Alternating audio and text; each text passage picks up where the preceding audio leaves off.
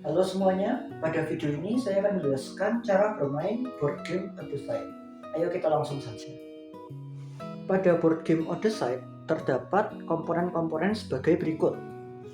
Pertama-tama ada buku panduan, lalu ada juga kotak penyimpanan, dan di sebelah sini ada papan permainan, ada juga 4 spinner wheel, ada 2 buah dadu 4 sisi, dan juga ada 8 pion pemain. Jadi 4 itu untuk utamanya dan 4 untuk cadangan.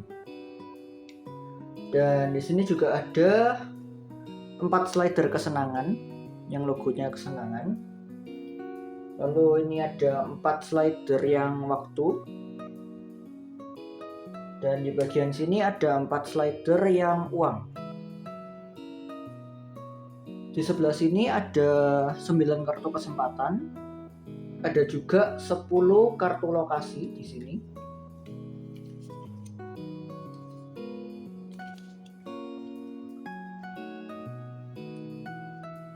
Lalu untuk tiap klien memiliki 1 kartu profil klien. Ada juga 1 kartu ending list klien. Dan terdapat 35 kartu respons. Sampai 35. Jadi secara total ada 4 kartu profil, ada 4 kartu ending list, dan juga 140 kartu respons. Baik, sekarang saya akan menjelaskan cara melakukan setup board game Oddyside. Tapi sebelumnya saya akan jelaskan dulu bahwa tujuan dari permainan Oddyside ini adalah mendapatkan kesenangan klien setinggi mungkin. Nah, kesenangan klien itu akan di-tracking memakai slider kesenangan ini. Jadi kalian usahakan slider kesenangan ini setinggi mungkin. Bagaimana cara mendapatkan kesenangan klien? Nah, caranya adalah memastikan bahwa klien yang Anda pandu menuju ke lokasi yang sesuai dengan selera mereka. Baik, tanpa lama-lama lagi saya akan membahas cara setupnya. Jadi untuk pertama-tama kalian setup sesuai dengan posisi seperti ini. Jadi nanti ada papan permainan di tengah. Lalu ini juga ada kartu lokasi, 10 kartu lokasi ditata di tengah. Dan juga ada kartu kesempatan. Nah, masing-masing pemain akan mendapatkan 1 slider kesenangan, 1 slider waktu, dan juga 1 slider uang. Jadi untuk kondisi ini saya asumsikan bermainnya adalah untuk 2 orang. Jadi ini pemain 1, yang di sebelah sini nanti pemain kedua. Game Oddyside sendiri bisa dimainkan oleh 1-4 orang. Oke, pertama-tama adalah tahap menentukan klien mana yang didapat oleh tiap pemain. Cara mendapatkan klien adalah dengan melempar dadu 4 sisi ini. Nah, kalian bisa lihat bahwa di sini ada dadu 4 sisi. Bagaimana cara membaca dadu 4 sisi ini? Caranya adalah membaca angka yang ada di sisi atas dari dadu ini. Jadi misalnya kalau dadunya seperti ini, kalian bisa lihat yang di atas adalah huruf C. Ya, di semua sisi ini adalah huruf C semua yang di atas. Maka kalau jatuhnya seperti ini, maka hasilnya adalah huruf C. Baik, saya coba langsung lempar saja. Oke. Ternyata hasilnya C. Berarti pemain 1 mendapatkan klien C. Klien C adalah di tumpukan kartu ini. Jadi pemain 1 bisa mendapatkan tumpukan kartu ini dan ditaruh saja.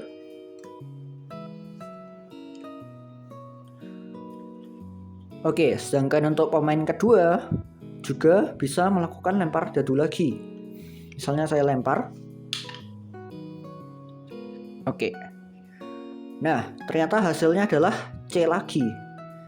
Kalau ada kondisi seperti ini di mana klien C-nya sudah diambil oleh pemain lain, maka pemain yang kedua ini otomatis mendapatkan klien setelah C, jadi klien D.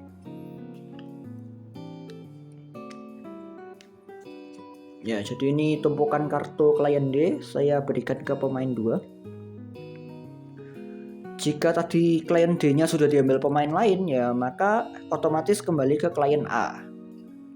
Dan kalau klien A-nya juga sudah diambil, maka pemain keduanya otomatis mendapatkan klien B. Kira-kira seperti itu untuk pemilihan klien. Oke, setelah semua pemain mendapatkan klien, maka sekarang tiap pemain boleh membuka kartu kliennya, kartu profil klien. Nah, di sini ternyata pemain satu mendapatkan konten kreator. Dan di bagian bawah ini kita bisa lihat bahwa terdapat angka-angka dari kesenangan, waktu, dan uang. Tugas tiap pemain sekarang adalah memastikan bahwa slidernya sesuai dengan kondisi yang ada di kartunya. Jadi saya paskan dulu untuk kesenangannya 3, untuk waktunya 10, dan untuk uangnya juga 10. Untuk pemain kedua juga sama. Pemain kedua mendapatkan bule budayawan. Dan di sini bisa dilihat kesenangannya 3, waktunya 10, uangnya 8. Maka harus disetting juga. Oke, setelah sudah, tiap pemain juga bisa melihat kartu ending list.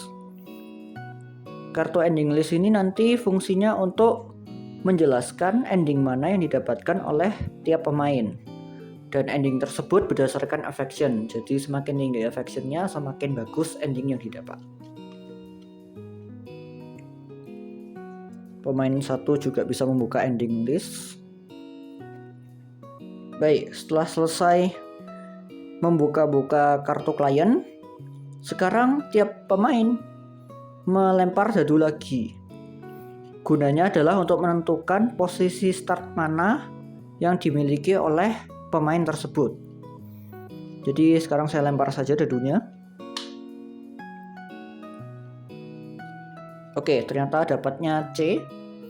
Karena dapat C, berarti pemain satu mengambil pion yang sesuai, pion konten kreator berwarna kuning, dan diletakkan di rumah C pada peta. Pemain kedua juga sama. Pemain kedua akan melempar dadu lagi. Nah, misalnya di sini pemain kedua dapat B. Berarti pemain kedua juga akan mengambil pionnya. Ini bule budayawan yang berwarna hijau. Ditaruh di posisi B. Ya, B. Nah, bagaimana jika tadi pemain kedua bukannya dapat B, tapi misalnya dapat C lagi gitu. Misalnya dapat C lagi. Kan rumah yang C sudah diambil oleh pemain satu. Jika kondisinya seperti itu, maka otomatis si pemain kedua mendapatkan rumah setelah dari C, yaitu rumah D. Tapi karena tadi pemain kedua dapatnya B, maka ya kita taruh di rumah B saja. Oke, setelah meletakkan pion masing-masing, sekarang tiap pemain boleh mengambil kartu kesempatan. Kartu kesempatan ini boleh diambil secara acak, tidak harus diambil yang paling atas.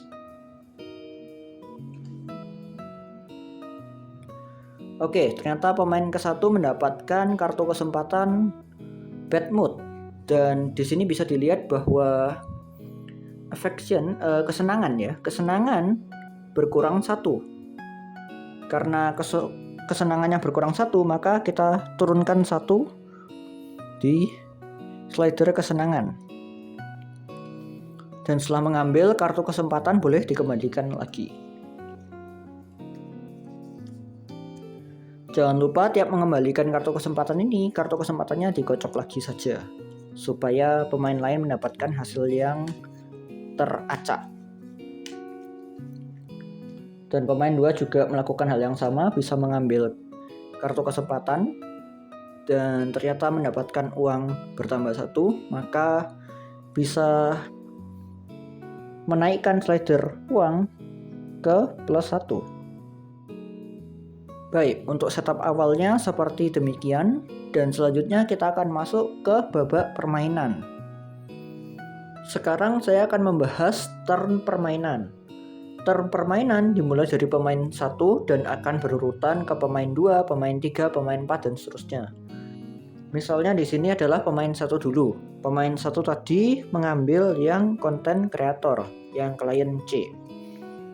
Dan pionnya berada di rumah C di sini.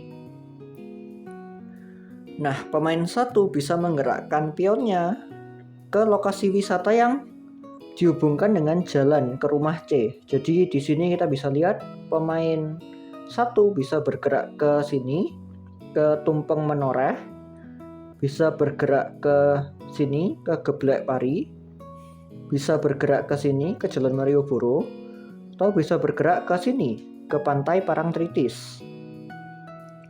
Nah, jika kalian perhatikan, di jalan ini terdapat sebuah angka yang menunjukkan seberapa banyak waktu yang akan dipakai ketika pemain menuju ke tempat lokasi wisata itu. Nah, jadi di sini kita bisa memperhatikan kira-kira konten kreator itu kepingin ke lokasi wisata mana sih? Misalnya di sini saya pikir-pikir saya akan ke Jalan Malioboro. Nah, tadi Jalan Malioboro nilainya 1 ya, memakan 1 unit waktu. Sehingga di waktu slider waktu ini saya harus kurangi 1. Oke. Dan Jalan Malioboro ada di sini ya. Kita harus melihat kartu lokasi.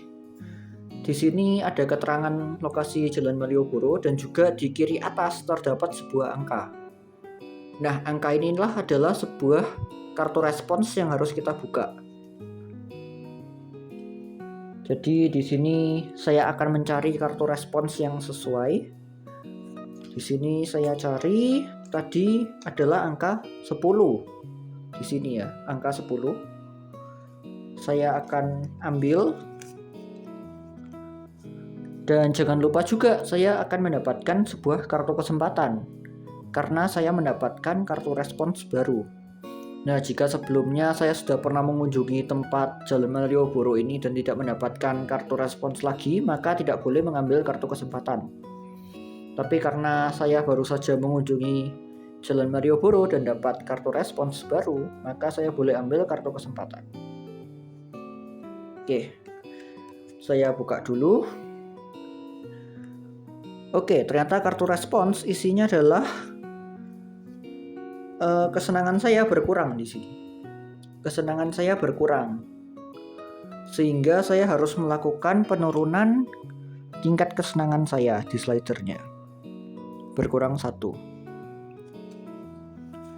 Dan saya lihat juga untuk kartu kesempatan, ternyata mendapatkan uang bertambah 1.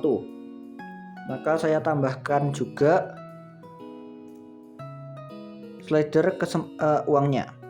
Tapi karena uang saya sudah maksimal, sudah 10, maka tidak bisa bertambah lagi. Dan sekarang pemain 1 bisa memiliki 2 pilihan, yaitu mau berhenti saja atau mau melakukan explore more di sini. Nah, explore more itu apa? Explore more itu adalah pemain 1 mengurangi jumlah uangnya sejumlah 1 untuk kesempatan melakukan eksplorasi lebih dalam di lokasi wisatanya. Jadi misalnya saya melakukan explore more, maka uang saya akan berkurang 1. Uang saya berkurang 1 dan saya boleh melakukan spin wheel untuk melakukan explore more. Jadi misalnya di sini saya putar. Oke, ternyata saya dapat 4. Dan kalau di kartu respons tadi, kita bisa lihat bahwa ketika saya mendapatkan 3 atau 4, maka saya harus membuka kartu C12. Maka saya mencari kartu lagi. Saya mencari lagi kartu respons C12. Nah, di sini saya dapatkan. Setelah saya dapat kartu C12, saya boleh membukanya. Oke, ternyata hasilnya negatif lagi. Saya kesenangannya berkurang 1 dan juga uangnya berkurang 1. Maka saya taruh di sini dulu untuk kartu responsnya. Kesenangannya saya kurangi 1 lagi, dan uangnya juga saya kurangi 1 lagi. Setelah melakukan explore more, maka gilirannya dilemparkan ke pemain berikutnya, yaitu pemain kedua. Dan pemain kedua melakukan hal yang sama seperti pemain satu tadi. Jadi menggerakkan pion, mengambil kartu kesempatan, mengambil kartu respons, dan sebagainya. Oke, jadi di sini akan saya mainkan pemain kedua dan pemain ke satu secara terus-menerus sampai akhir permainan dulu.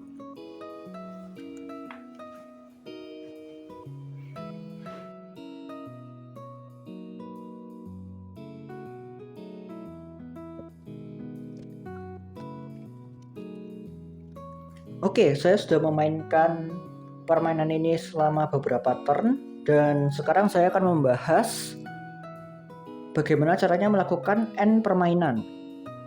Jadi end permainan ini dilakukan oleh seorang pemain terhadap dirinya sendiri. Jadi misalnya meskipun pemain satu sudah melakukan end permainan, pemain dua tetap boleh berjalan sampai dirinya memutuskan untuk melakukan end permainan. Jadi di sini kita akan lihat dulu untuk pemain ke satu ya.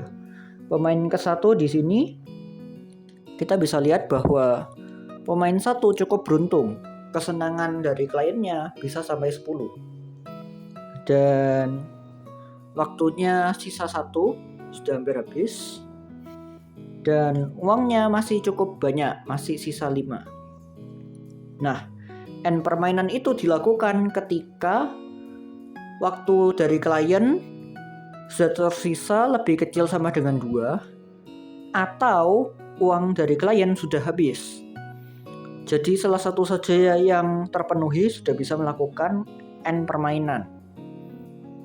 Bagaimana caranya melakukan end permainan? Nah, jadi caranya adalah pemain tersebut harus berada di sebuah rumah manapun, tidak harus sesuai dengan starting mereka. Jadi misalnya di sini pemain ke satu dapat menuju ke rumah yang terdekat. Rumah yang terdekat adalah yang di sini, yang ada di D ini. Maka pemain satu bisa menuju ke rumah D, dan karena berjalan maka waktunya berkurang 1. Dan setelah melakukan end permainan, maka pemain ke satu boleh menyingkirkan pionnya dari papan permainan. Setelah itu pemain ke satu harus melihat kartu ending list yang didapatkan di awal permainan tadi.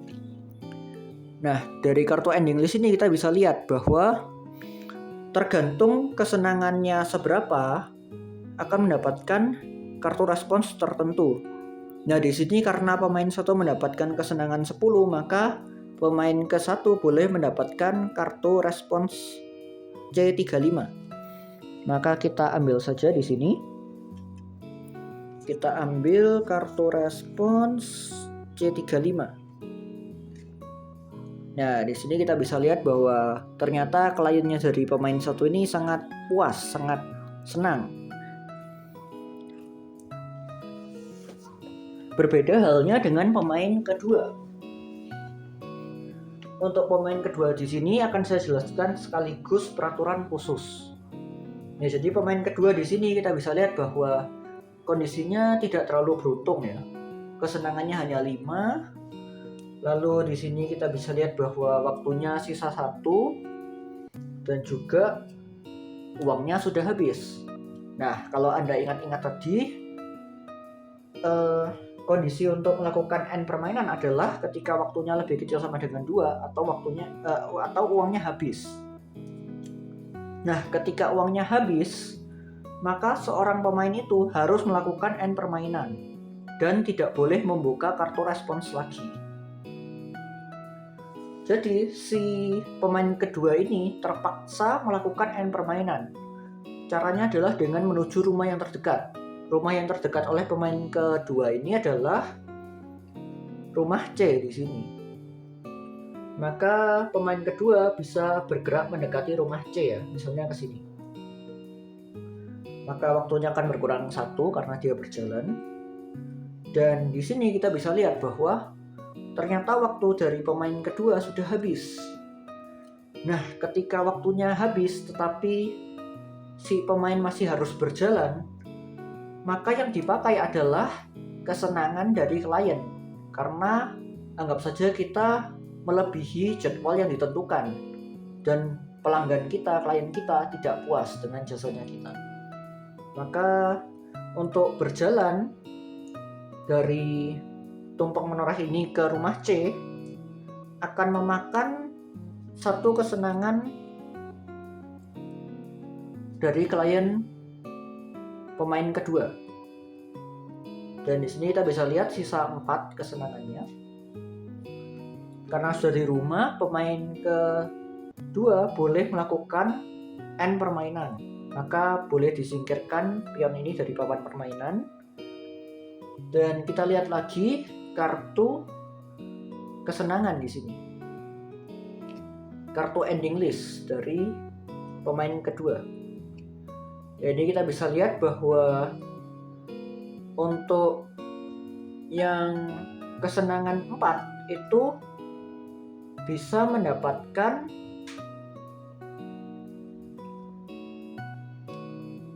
A33. Oke, saya akan cari di sini.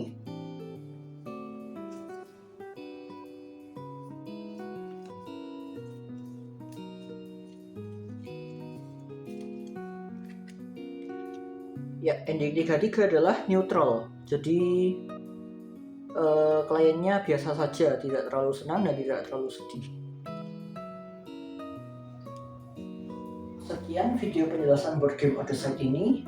Semoga memperluas wawasan kalian dan menghibur. Terima kasih dan selamat bermain.